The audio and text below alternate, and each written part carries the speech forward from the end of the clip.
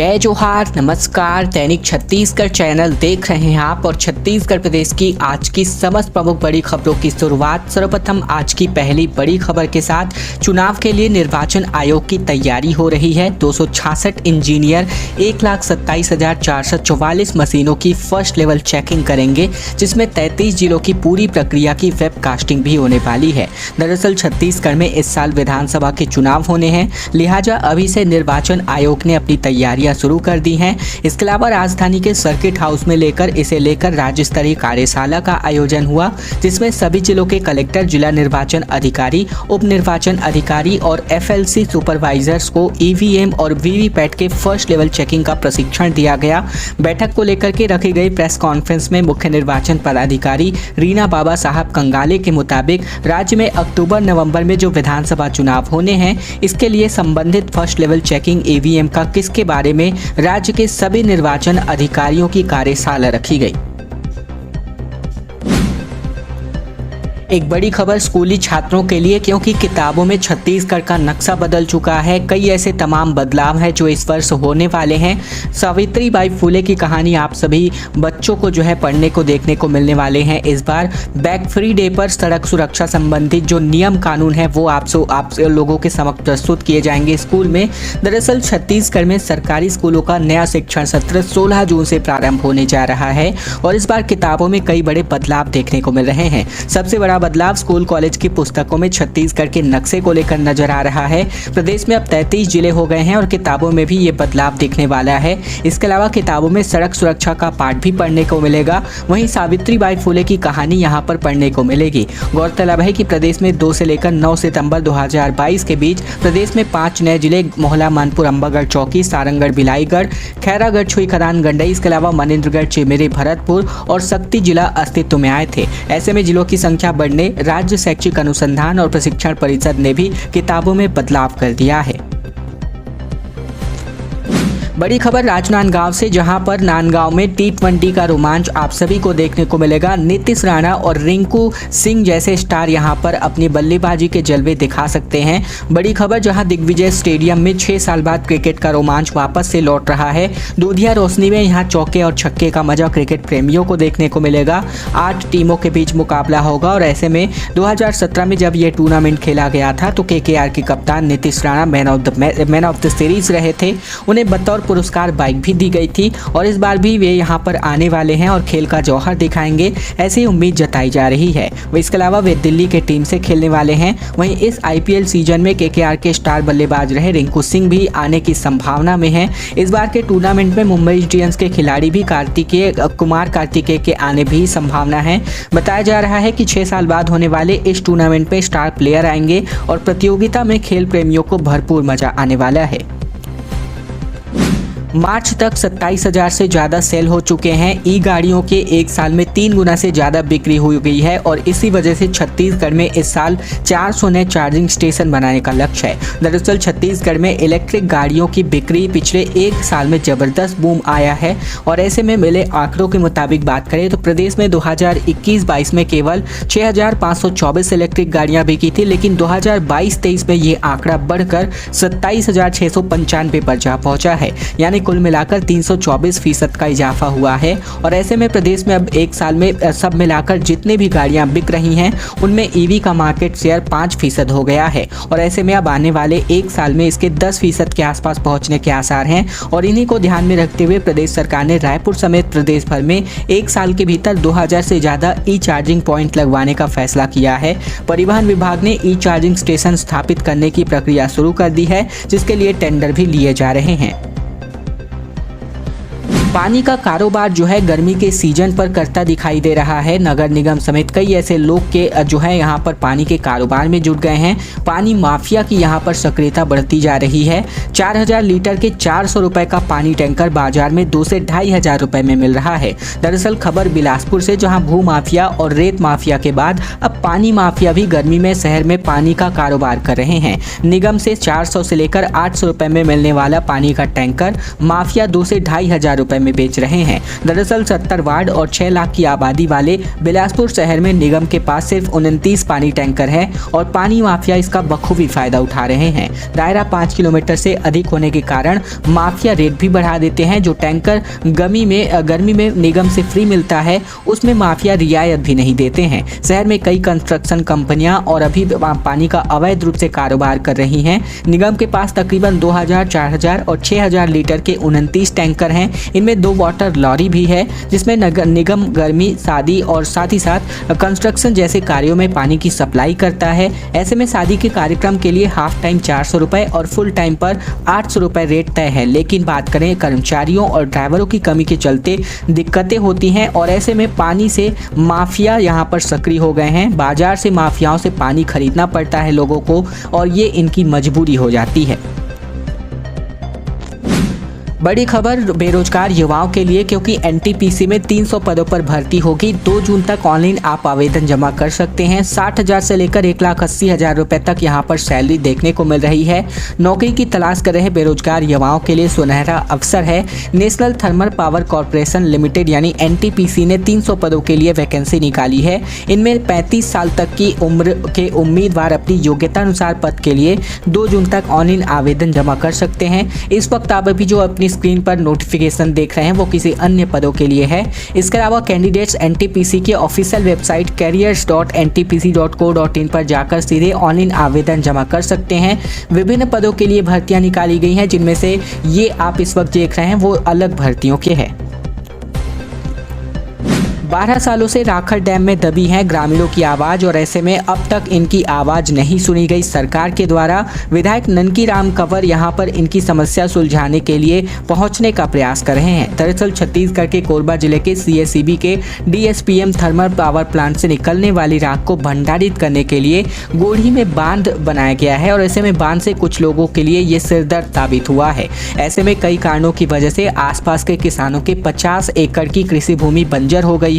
वहीं दूसरी ओर इन लोगों को सीएसईबी ने न तो मुआवजा दिया है और न ही कोई स्थायी रोजगार। ऐसे में पूर्व गृह मंत्री और रामपुर क्षेत्र के विधायक ननकी राम कंवर गोणी गांव पहुंच करके पीड़ितों के बारे में इन्होंने बातचीत की। साथ ही समाधान के लिए अधिकारियों से संपर्क किया। बता दें कि राजस्व सब डिवीजन कोरबा के अंतर्गत आने वाले गोढ़ी गांव में बिजली उत्पादन कंपनी ने अपने डीएसपीएम पावर प्लांट से निकलने वाली राख के भंडारण के लिए बांध बनाया है, जो यहां पर बेहद ज्यादा जो दिक्कतों का सामना है इस राखड़ बांध की वजह से लोगों को करना पड़ता है।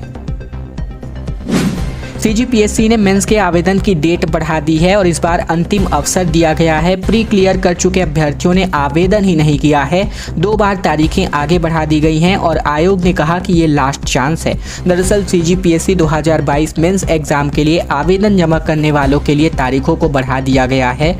आयोग ने इसके लिए एक नोटिफिकेशन जारी किया है। दरअसल बीते दिन जारी हुई इस नोटिफिकेशन में बताया गया है कि 29 मई शाम 4 बजे से लेकर 30 मई शाम 4 बजे तक आयोग की वेबसाइट psc.cg.gov.in पर मेंस परीक्षा के लिए ऑनलाइन आवेदन जमा कर सकते हैं। सीजीपीएससी ने इसे लास्ट चांस बताया है। आयोग की तरफ से कहा गया है कि बहुत से कैंडिडेट्स ऑनलाइन आवेदन की अंतिम तिथि तक आवेदन नहीं कर पाए थे और उनकी तरफ से ये मांग आ रही थी कि इसी वजह से इस तारीखों को आगे बढ़ाया गया है। जिनके घर यहां पर मेहमान बने थे मुख्यमंत्री भूपेश बघेल, उन्हीं सबों को सीएम हाउस में खातिरदारी के लिए बुलाया गया। सीएम ने भेंट मुलाकात में जिन ग्रामीणों के घर भोजन किया था उन्हें ही अपने घर पर डिनर के लिए मुख्यमंत्री ने इनवाइट किया था। दरअसल लाल भाजी, इड़हल की कढ़ी और चावल के पकवान और कई तरह की चटनी के साथ ग्रामीणों ने सीएम हाउस में जो है भोज का लुत्फ उठाया। ऐसे में भेंट मुलाकात कार्यक्रम में जिन विधानसभाओं में ग्रामीण परिवारों के साथ मुख्यमंत्री ने भोजन किया था उन्हें शनिवार को जो है डिनर के लिए सीएम हाउस में आमंत्रित किया गया था। रायपुर संभाग से इसकी शुरुआत हुई है और जिनमें से 19 विधानसभाओं के ग्रामीण परिवार और सरपंच भोज के लिए पहुंचे हैं। इस मौके पर नगरीय प्रशासन मंत्री शिव कुमार डहरिया समेत संबंधित क्षेत्र के विधायक भी मौजूद रहे। सीएम हाउस में पहुना बनकर पहुंचे ग्रामीणों से मुख्यमंत्री भूपेश बघेल ने छत्तीसगढ़ी में कहा कि जब मैं आप मन के पहुना रहे हूँ तब आप मन बढ़िया स्वागत करे हो और बढ़िया से भोजन कराए हो, ये दरी आप मन मोर पहुना हो। और इस तरह मुख्यमंत्री ने अतिथियों से कहा कि भेंट मुलाकात के दौरान मेरे सबसे अच्छे अनुभवों में आप लोगों में घरों में खाना खाना रहा। और अब खबर रायपुर से, जहां शंकराचार्य ने नेताओं की क्लास लगा दी। विधायक जुनेजा के सामने निश्चलानंद ने कहा कि पहले हाथ जोड़कर वोट मांगते हैं और फिर बाद में अंगूठा दिखाते हैं। दरअसल शंकराचार्य निश्चलानंद सरस्वती इन दिनों रायपुर में हैं। आम लोगों से चर्चा के दौरान इन्होंने नेताओं की क्लास लगा दी। निश्चलानंद सरस्वती जब नेताओं के खिलाफ बोल रहे थे तब वहां कांग्रेस विधायक कुलदीप जुनेजा भी मौजूद थे। शंकराचार्य की बातों को सुनकर जुनेजा भी मुस्कुराते नजर आए। लोगों ने निश्चलानंद सरस्वती से धर्म और राजनीति से सवाल पूछे और इसका जवाब देते हुए शंकराचार्य ने कहा कि आप लोग नेताओं के भरोसे ना रहें। ये विधायक, सांसद, पार्षद जो होते हैं इस पर अपना नियंत्रण रखिए, एक समिति बनाइए और इनके कामकाज का समय समय पर आकलन करिए। जहां लाखों लीटर पानी बहाया गया वहां गंदा पानी पीने को मजबूर है यहाँ पर के ग्रामीण।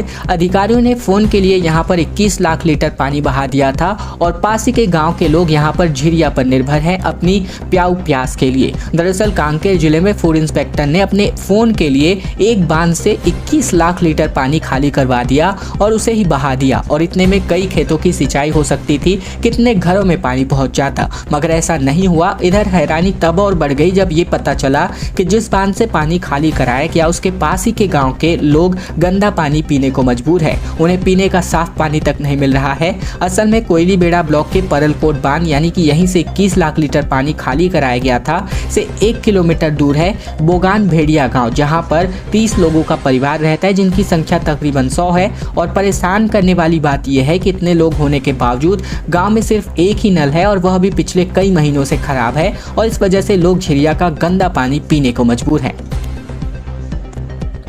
और अब खबर पीएससी घोटाले को लेकर, जहां युवाओं की नाराजगी लगातार पीएससी पर फूटती नजर आ रही है। प्रदेश सरकार ने भविष्य से खिलवाड़ करने के आरोप भी लगाए हैं। कलेक्ट्रेट के पोर्च पर संक्षिप्त सभा में भाजपा जिलाध्यक्ष जितेंद्र वर्मा ने कहा कि प्रदेश में यह गूंगी बहरी है जिसने प्रदेश के हर वर्ग को ठगा है और इसका जीता जागता प्रमाण सीजीपीएससी में भर्ती घोटाला है। पीएससी चेयरपर्सन टॉमन सोनवानी, जिसके घर के 2-2 बच्चे इस परीक्षा में सम्मिलित होते हैं और टॉप 20 में भी जगह बनाते हैं, इसके अलावा दर्जनों बड़ी गड़बड़ी सामने आती है। प्रदेश का युवा अपने आप को ठगा महसूस कर रहा है। युवा मोर्चा प्रभारी ललित चंद्राकर ने कहा कि हर युवा पीएससी की परीक्षा में सम्मिलित होकर उसमें अपने आप को उत्तीर्ण देखना चाहता है, लेकिन प्रदेश की सरकार चाहने वाले को इसमें उत्तीर्ण कराकर और दूसरे लोगों को पैसे का लेन देन कराकर उस भर्ती में योग्य कर रही है। और अब खबर रायपुर से, जहां पर 23 साल हो चुके हैं रायपुर को बने, लेकिन अभी तक जाम की स्थितियां जस की तस है। माफ कीजिएगा, छत्तीसगढ़ को बने 23 साल हो गए हैं, लेकिन जाम की स्थितियां रायपुर में अभी जस की तस है। 19 कलेक्टर, 16 एसपी बदल चुके हैं, 17 निगम आयुक्त आ चुके हैं। ये सभी 7 सड़कों को जाम से मुक्ति नहीं दिला पाए हैं। राजधानी में 7 सड़कें ऐसी हैं जिनकी तस्वीर राज्य बनने के बाद से लेकर अब तक नहीं बदल पाई हैं। 19 कलेक्टर, 16 एसपी और 17 निगम आयुक्त बदल गए, लेकिन शहर की 7 प्रमुख सड़कों को जाम से मुक्ति नहीं दिला सके। इन सड़कों पर ट्रैफिक सुधारने के लिए आधा दर्जन से ज्यादा प्रयोग किए गए, लेकिन एक भी प्रयोग सफल नहीं हुआ। इसकी सबसे बड़ी वजह यह है कि नियम मानने वालों को कोई तैयार ही नहीं है।